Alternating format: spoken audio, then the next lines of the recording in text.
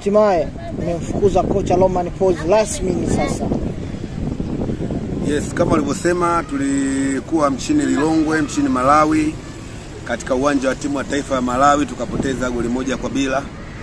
Ni kweli tumefungwa, hamna namna, matokeo ya mpira ndio kwa vile yametokea katili.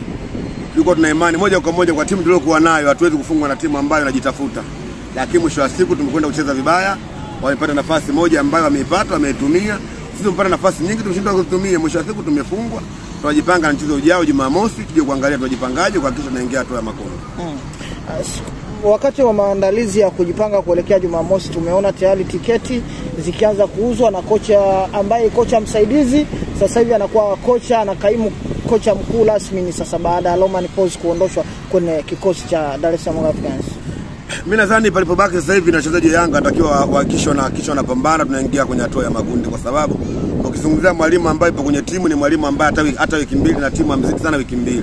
Maana yake ni nini? Kwamba atapanga wachezaji ambao yeye anaona ambao wale ambao aliwatumia mwalimu aliyopita. Isipokuwa hao wachezaji atakiwa wajitambue kwamba sasa palipobaki ni nafasi yao kuhakikisha Yanga inavuka hatua hii kwenda hatua inayofuata. Baada hapo viongozi watulie, watafute mwalimu mwingine ili timu yetu kwenye ubora, tuangalie msimu huu tunavuna nini katika klabu bingwa. Mwisho wa siku mchezo wa kwanza tumepoteza, kipindi mchezo wa kwanza haimaanishi kwamba tushatolewa, hamna. Kama timu itajipanga vizuri, itajitambua kisha nini tunakitaka, tunapata matokeo Benjamin Mkapa na tunafuzu hatua ya makundi. Watu wengi walikuwa wameumizwa sana, tuseme labda ni wachezaji waliamua kumwangusha Romain Folz ili aondoke waendelee na maisha ya kocha mwingine. Inaonekana kama walimchoka kocha wachezaji hivi. Mimi binafsi yangu ukiangalia katika wachezaji wa Yanga ambao kila walichokicheza, mimi ninachokiwaza huenda ndani ya wachezaji walikuwa mwalimu hawamhitaji, kwa sababu unaona kabisa wachezaji wanapata nafasi kufunga wafungi. Sasa sijajua huenda alikuwa na mgomo baridi na mwalimu, na kwenye mpira wetu wa Afrika haya yanawezekana, kwa sababu wachezaji wenda kama mwalimu hawelani nao itakuwa hivi, wanacheza chini ya kiwango. Kwa sababu kaangalia mechi ya juzi, mwalimu kafanya kile kinachokiweza, amefundisha, nafasi zinapatikana, wachezaji hawafungi. Mpira kwenye sisi tunapewa ufungi, Pacome mpira mwisho baada ya kupesa anapiga nje. Maana yake ni nini? Hatuwezi kujua ndani ya timu kuna nini. Nadhani viongozi wao ndio wameona kikubwa cha kumfukuza mwalimu. Basi ngoja tuone mchezo unaofuata tutafuna nini katika mchezo unaokuja. Baadhi yenu inaonekana hamjalizishwa kuondoka kwa kocha, maana mnaona kama in and out zitakuwa nyingi sana. Katika hilo tuseme alivyosema ni 50 kwa 50. Wapo mashabiki ambao wamefurahia kufukuzwa kwa mwalimu, wapo mashabiki ambao hawajafurahia kufukuzwa kwa mwalimu. Mwisho wa siku mwalimu hakuwa na nafasi kubwa ya kuiandaa timu. Timu ilikuwa ina mara ya timu ya taifa, wachezaji wengine wako huku. Lakini mwisho wa siku kufungwa mechi moja na sare moja haimaanishi kwamba ni mwalimu mbovu. Huenda kuna kitu ambacho wao viongozi wamekiona. Hii ndio maana nakwambia kila siku wanaacha viongozi. Lakini mimi ukiniambia mwalimu alikuwa amekosea sana kwa sababu ya kufungwa mechi mbili na mchezo mmoja nyumbani, na maana walimu ngapi wamefungwa hawajafuzwa. Mimi naona kuna sababu ambayo wameona viongozi na wanaona sababu ya kumfukuza, lakini sio kwa sababu kufungwa. Kila timu imefungwa, na wewe kusukulia toka mashindano ya klabu bingwa ameanza Ijumaa, Jumamosi mpaka Jumapili, leo Jumatatu. Walimu wangapi wamefukuzwa kwa sababu ya kufungwa? Mimi siamini kwa sababu wamefungwa juzi ndio wamefukuza mwalimu. Itakuwa kuna sababu ambazo hao viongozi wameziona kwamba pale mwalimu alipo huenda kuna shida na wachezaji, huenda benchi la ufundi liko sawa, lakini sio kwa sababu kufungwa. Timu zote zimefungwa na walimu wao bado wanao. Ni wakati sasa hivi wa kumrudisha Miludi Hamdi au Nasruddin Nabi au Said Lamovic, maana tumeona Miludi Hamdi kule alipoenda, japokuwa aliondoka Dar es Salaam Africans akiwa na mafanikio makubwa, lakini hatimaye amefukuzwa rasmi ni kule alipokuwepo jana, barua imetoka. Mimi nadhani hilo ndio kubwa ambalo sisi tunatathmini kwamba Miludi Hamdi ni mwalimu ambaye alikuja kujadilisha dogo, alimpokea Said Lamovic na alifanya vizuri. Viongozi wao ndio waliamua kumwacha, na wao kana kuambia wao ndio waligundua kwamba ana udhaifu gani na uzuri gani. Huyo kocha ambao amemleta Romain Folz wamemleta wao na wamemfukuza wao. Kwa hiyo kichobaki, kwa mfano mimi ukiniambia kichobaki ni kwa sababu viongozi wao ndio wanachagua kocha. Wao wanachagua benchi la ufundi. Wacha wachague benchi la ufundi, tutakuta alipokea hakimu cha siku, wao ndio wanaamua. Sasa tuna maamuzi. Sababu ukiniambia mwalimu gani anakuja mimi siwezi kujua, au mwalimu gani arudi mimi siwezi kujua. Wao viongozi ndio wanajua kimchezaji gani na mwalimu gani ambaye anarudi. Wao ndio watakuja kufanya hiyo kazi. Kazi yetu kushangilia timu ili ipate matokeo mazuri. Mnalizishwa na kiwango cha baadhi ya wachezaji ambao walikuwa wanaimbwa sana kama haki na Dumbia, maana viwango vyao vinaonekana kama sio vile ambavyo tunavishuhudia kwa upande wa pili. Mimi nadhani bado, kwa sababu ukizungumzia kwamba wachezaji ambao wamekuja sasa hivi bado hawajatuonyesha kile ambacho wana Yanga tunakitaka, kwa sababu inafika wakati tunaona kabisa maeneo ya katili kama yale ambayo tulipata nafasi juzi ambayo alipata Dumbia. Kulikuwa na wachezaji kama ambao waliondoka. Mimi siwezi kuzungumza wachezaji waliondoka, lakini hapa ndio nizungumzie nafasi ambazo zile mbili ambazo tulizipoteza kama zile kuna Hispania zile zote ni goli, kwa sababu ni mchezaji ambaye kwa tayari ndani ya Yanga ashakuwa yeye ndio kioo chetu, lakini bado ambao walikuja sasa hivi hawajaamua mechi ambazo zinatukabili mbele yetu ili toke pato tulipofika na kuelekea ambako viongozi wetu walisema ndio tuelekee katika msimu huu. Ukiangalia wachezaji ambao wamekuja msimu huu, wanaingia wanatoka, wanaingia wanatoka, na hii ndio shida ya kuwa na mwalimu mpya na wachezaji wapya. Lazima tukubali kwamba wachezaji wetu watumikiwa maingizo mengi, lakini bado wachezaji wengi ambao wanacheza vizuri ambao walikuwa msimu uliopita.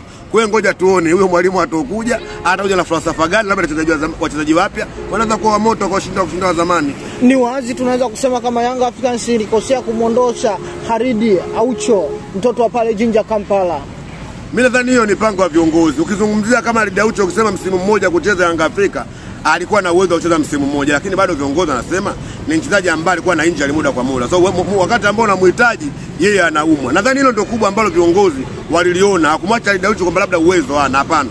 Uwezo anajua naye, lakini sasa inafika wakati siku ambao tunamhitaji ana maumivu wiki 3 au wiki 4, wakaona ni bora basi wafanye replacement nyingine, wafanye mabadiliko mengine ili tupate mchezaji ambaye atakuja kucheza 100% kwa sababu yeye amekuwa mtu wa kuingia na kutoka, kuingia na kutoka. Hilo nadhani kubwa viongozi ambao waliliona wao, lakini sina imani kwamba viongozi wamwacha Khalid Aucho kwa sababu uwezo hana. Hiyo sio kweli, na imani hilo ndio litakuwa kubwa ambao waliangalia katika Khalid huyu Aucho ambaye tunamzungumzia, ambaye injury tunaweza kusema ni pro wakati timu inamhitaji, lakini Khalid Aucho huyu ambaye tunamzungumzia leo hii, ambaye timu ya taifa Uganda anazima dakika zote 90, Singida Black Star anazima dakika zote 90, au kulikuwa kuna mipango nyuma ya pili tu ya watu kufanya mambo yao?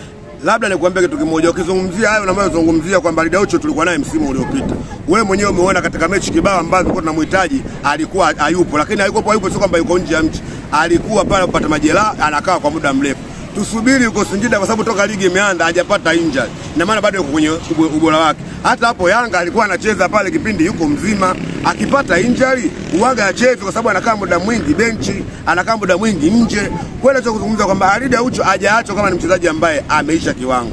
Viongozi waliaude kuona kwamba mchezaji huyu pale anapopata majeraha huwa anakaa muda mwingi nje kuliko kuitumikia timu. Ndio imani yangu hiyo, lakini sina imani kwamba viongozi wote mwacha Khalid kwa sababu ya kuwa ni mchezaji mbovu. Hiyo sidhani kabisa. Kuondoka kwa Khalid Aucho tuseme na Mudathir haya basi naye ameondoka pamoja na Duke Abuya. Hakuna mchezaji wa milele kwenye timu. Huwezi kusema kwa sababu fulani hayupo na mwingine. Mimi nadhani kwa mchezaji Yanga bado hajaperform. Hawajaonyesha ile ubora hapo tunajua. Ndio maana nakwambia mara kwanza kabisa. Hapo ndio fika wakati wetu kuja kutuonyesha kama shida ilikuwa mwalimu ameshaondoka. Sasa kilichobaki ni wao kuhakikisha Yanga kuitoa pale ilipo sasa hivi kuipeleka mbele. Kwa sababu Yanga sasa hivi iko mikononi kwao. Tumeshafungwa goli moja ugenini, tunataka tushinde goli zaidi ya 2 au 3. Kwa sababu tukishinda moja maana tutakuwa na matokeo mengine ya penalti. La tushinde kuanzia goli 2 kwenda mbele. Huu ndio wakati wao kutuonesha, je, shida ilikuwa mwalimu ameshaondoka, sasa kazi kwenu. Hakikisheni Yanga mnaitoa hapa kuipeleka hatua ambayo Yanga wanahitaji. Falsafa yenu ni ya kupiga kichwani. Hatimaye tumeona mmepigwa nyinyi kichwani. Je, Jumamosi tutaenda kushuhudia watu wakipigwa kichwani? Si kichwani, ile kauli mbiu ilikuwa ya hawa ndani hapa. Watu tunazungumzia Makolo, akina Ntibwa, akina Namungo, akina nani. Sasa kwenye kauli mbiu ya klabu bingwa hatujaitoa bado. Usichanganye kauli mbiu ya kupiga kichwani ukachanganya na klabu bingwa. Ile tulianza na Makolo na kweli wakapigwa kichwani, shughuli kaisha. Tunazungumzia klabu bingwa ambaye hatujaanza na slogan yoyote. Hao kwa siku umesikia tunamsema jote anakuambia slogan yetu ya klabu bingwa tunapiga kichwani. Hajazungumza hiyo. Lazima uwe hata wao slogan kila mechi inakuwa na slogan zake, inakuwa na mchezaji gani anakabidhiwa, kwa hatujafika huko. Tunapiga kichwani kwa niaba ya Makolo na tukawapiga kweli kichwani, hiyo haina changamoto, imekaa vizuri kabisa. Kwa mwenendo wa Yanga unaiona ikifuzu hatua ya makundi? Kama tukijipanga vizuri wachezaji wakiamua kutatu tuingia makundi bila shida yoyote. Goli moja si kawaida tu bana, tulipigwa 4 sisi goli tukapigwa 3 kaje kushinda 4 hapa. Hao umesahau. Lakini mlishindwa kupata hata pointi moja tu, mlishindwa kupata goli moja tu uwanja Benjamin Mkapa msimu uliopita ili mfuzu hatua ya robo finali. Inategemea timu gani hapa tulicheza nayo. Mimi nakwambia ile timu ya kawaida sana. Ile timu ya kawaida sana. Kutufunga ni matokeo ya mpira tu. Lakini wale hawezi kututia Benjamin Mkapa tusifunge goli wale. Mimi na wote tunapambana, kitu tunapambana kila inalowezekana. Kila kinachowezekana. Sisi tunafuzu hatua makundi bila shida yoyote. Tujipange wana Yanga, mashabiki, viongozi, tuhakikishe wachezaji wote wanajitoa 100%, tunapata matokeo siku ya Jumamosi.